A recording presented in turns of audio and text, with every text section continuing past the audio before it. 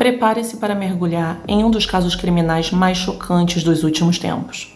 O polêmico caso de Ali Nazir Abulaban, mais conhecido como Jim Kidd, um influenciador do TikTok com milhões de seguidores. O que começou como uma carreira promissora no mundo digital, terminou em um escândalo sombrio, envolvendo acusações de assassinato, traição e obsessão. O que levou um criador de conteúdo carismático e amado a se tornar o protagonista de um crime brutal. Fique conosco enquanto desvendamos os detalhes perturbadores deste caso que abalou a internet e os tribunais. O que realmente aconteceu por trás das câmeras.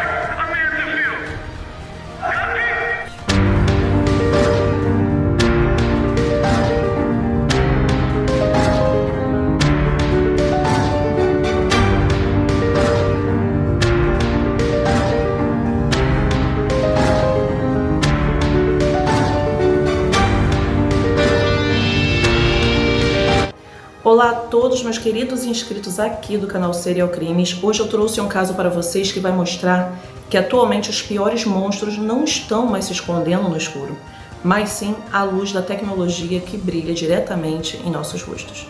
Hoje vamos falar de um caso trágico de violência doméstica que levou a um duplo homicídio que poderia ter sido evitado.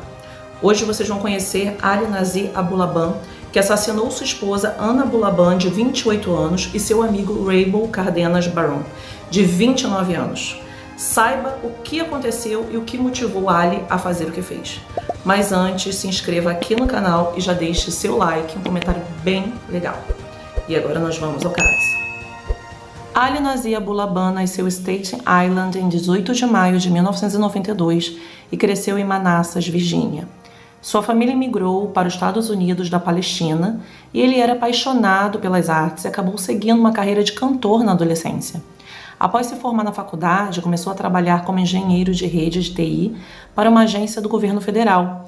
Era como ele sustentava a si mesmo e a sua parceira de longa data, Ana Marie Abulaban, com quem se casou em 27 de janeiro de 2017, cerca de um ano após o nascimento de sua filha. As informações sobre o passado de Ana variam. Alguns dizem que ela nasceu em Okinawa, no Japão, e outros que também nasceu em Staten Island, mas não se sabe ao certo. Ela era formada em ciências pela Universidade Tecnológica das Filipinas. Embora não se saiba muito sobre ela, todas as fontes mencionam que ela era deslumbrante, o que pode ser parte do problema de tudo o que aconteceu. O casal começou a se interessar pelas redes sociais e se dedicaram à criação de conteúdos em tempo integral.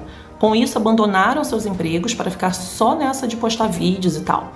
E Ali encontrou um grande sucesso no TikTok e começou a usar o nome de usuário Jim Kidd, criando esquetes de comédia com personagens de Scarface e John Wick. Ele se referia a si mesmo como Tony Montana da internet. O cara estava bombando. Para ter ideia, no momento de sua prisão, ele tinha mais de 940 mil seguidores no TikTok. Enquanto ele brilhava com sua comédia, Ana focou em trabalhar como criadora de conteúdo de estilo de vida estético e saudável, mas sua audiência era muito mais modesta do que do seu marido. Eles também faziam vídeos juntos mostrando seu dia a dia como um casal unido, doce, divertido e bem-sucedido.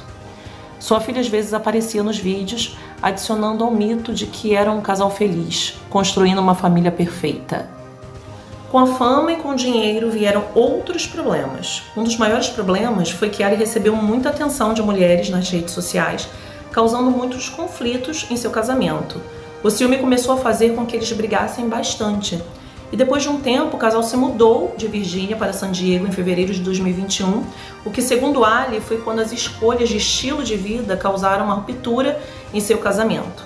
Ali descreveria mais tarde seu relacionamento antes da Califórnia como perfeito e o sonho americano. Mas, segundo os amigos de Ana, ele sempre foi um cara ruim e egoísta. E ela estava cada vez mais angustiada, com motivos para acreditar que Ali a havia traído várias vezes. Ali, por outro lado, alega que seus problemas surgiram quando Ana começou a querer fazer várias festas e a sair sem ele. Mas, independentemente do que estava ocasionando as brigas conjugais, o que eram apenas discussões rapidamente se tornaram violência física. Um casal que morava em um apartamento em frente ao apartamento da família Abulaban testemunhou que cerca de um mês antes do tiroteio, Ana bateu à sua porta implorando para que chamassem a polícia porque Ali a havia agredido e levado o seu telefone para que ela não pudesse ligar. Este não foi o primeiro incidente. A polícia havia sido chamada ao condomínio dos Abulaban várias vezes nos meses que antecederam a morte de Ana. O sargento da polícia de San Diego, Christopher Lay, testemunhou que Ana havia ligado para a polícia em 9 ocasiões diferentes desde julho de 2021, menos de 4 meses antes da sua morte. Apesar das autoridades terem chegado ao seu condomínio de luxo no 35º andar, localizado em um arranha-céu em um bairro afluente de San Diego, Ali nunca foi detido ou preso. No momento do tiroteio, eles não moravam mais juntos. O promotor adjunto do distrito, Taryn Brast, afirmou que o casal estava separado há algum tempo, embora isso tenha sido oficializado alguns dias antes do tiroteio, em 18 de outubro de 2021, quando Ali concordou, relutantemente, em se mudar oficialmente do apartamento para um hotel em Mission Bay. Ali tentou uma reconciliação, mas Ana estava certa que queria solidificar sua separação. Os promotores alegaram que Ali estava perturbado porque seu esposo estava traindo com Raybon Cardenas Barron. Eles alegam que Ali fez uma cópia da chave do apartamento para ainda ter acesso mesmo depois de ter se mudado, e ele disse aos investigadores que mais cedo, no dia do tiroteio, usou a chave que tinha para entrar no apartamento de Ana e, ao entrar, destruiu todo o apartamento e saiu antes dela chegar. Ana não denunciou esse caso à polícia. Os promotores também afirmaram que Ali, quando fez essa invasão, aproveitou para instalar um aplicativo no iPad de sua filha, permitindo-lhe ouvir tudo o que falavam dentro do apartamento. Mais tarde naquele dia, ele ouviu a voz dela e a voz de um homem dando risadas. Imagens de segurança do hotel capturaram o momento que Ali voltou para o hotel e correu para fora do elevador para confrontar Ana e o rapaz que estava com ela. Em uma entrevista pouco depois de sua prisão, ele disse que ao ouvir no aplicativo a voz deles dois, ele simplesmente surtou, achando que Ana estaria com outro homem e que teria relações com ele.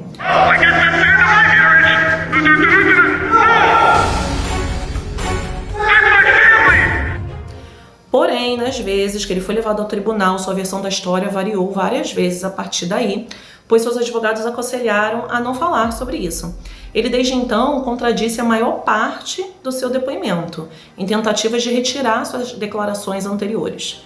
Ele deu várias versões sobre o que aconteceu quando chegou ao condomínio. Inicialmente, ele disse que quando ele entrou lá, ele viu a Ana e o homem, que se chamava Raybon Barron, no sofá com o braço dele ao redor dela. Mais tarde, ele alegou que ambos já estavam mortos quando ele chegou no apartamento. Contradição, sim. Mas essa aí foi um pouquinho demais, né? Mas enfim, nós não sabemos exatamente o que aconteceu naquele condomínio de luxo naquela tarde, mas sabemos que quando a polícia chegou ao local, encontrou Barron baleado a queima-roupa 3 vezes no peito, enquanto Ana havia sido baleada uma vez na cabeça. As autoridades estimam que o casal foi baleado pouco antes das 15 horas. E por volta das 15h10, Ali ligou para denunciar que havia encontrado ambas as vítimas mortas na sala de estar. Yes, ma'am. My wife and another man were I found them dead on the couch. Okay, stand by. No, my wife. Okay, hold on, sir. Assim que falou isso, ele rapidamente encerrou a ligação, dizendo que precisava ir. Vizinhos que ouviram os tiros viram Ali deixando o condomínio. Ele foi diretamente para a escola de sua filha para buscá-la e quando chegou lá, ele disse a ela que havia machucado a mamãe. Logo depois, Ali ligou para sua mãe para confessar que havia matado Ana, o que ele mais tarde negou. Em cerca de 45 minutos, a polícia encontrou Ali e parou seu carro perto de uma interseção de uma rodovia. Ele estava com sua filha pequena no carro. Quando foi parado, ele explicou que tinha a intenção de deixar a pequena com membros da família em um local seguro. Ao ser revistado, a polícia encontrou uma arma com ele. Ali disse às autoridades que, como foi ele quem denunciou as mortes de sua esposa e de Barron, claramente ele não tinha nada a esconder. Sob interrogatório policial, o sargento da polícia de San Diego, Christopher Lay, afirma que Ali admitiu ter atirado em ambas as vítimas após entrar no condomínio, mas depois ele negou ter confessado aquilo e não sabia explicar por que os promotores estavam dizendo que ele confessou, já que ele afirmava que não teria feito aquilo. Ali foi acusado de 2 crimes de assassinato em primeiro grau, com alegações de uso de arma de fogo nos assassinatos. Ele se declarou inocente de todas as acusações e, conforme estabelecido por um juiz em uma audiência preliminar, ele permaneceria sob custódia. A juíza Kimberly Lagata também emitiu uma ordem de proteção para impedir Ali de ver sua filha devido às circunstâncias especiais desse duplo homicídio. E em maio de 2024, Abulaban iniciou seu julgamento, enfrentando acusações de assassinato em primeiro grau. Em 6 de setembro de 2024, ele foi novamente a júri e o juiz Jeffrey Frazee descreveu os 2 assassinatos a sangue frio cometidos pelo ex-tiktoker como ações egoístas e ainda disse: "O mais importante aqui é que ele morrerá na prisão. Ele nunca mais será um homem livre. Ele dará seus últimos suspiros lá." A fala do juiz após o anúncio da sentença fez com que a maioria das pessoas presentes no tribunal aplaudissem, em uma reação que também foi vista no mês de maio, quando Abulaban foi declarado culpado. Aparentemente frustrado, ele ironizou a reação e se juntou nos aplausos. Os perfis de redes sociais de Ali como Jim Kidd ainda estão ativos e crescendo, apesar de não postar nada desde sua prisão. E assim o caso de Ali Nazir Abulaban deixa um rastro de perguntas inquietantes. Como um influenciador carismático e popular chegou a este ponto sem retorno? O que realmente passou pela mente de Jim Kidd naquela fatídica tarde? Este caso não é apenas sobre crimes brutais, mas também sobre os perigos escondidos por trás de aparências perfeitas nas redes sociais. E agora eu quero saber de você. O que essa história diz sobre a obsessão, as redes sociais e os relacionamentos modernos?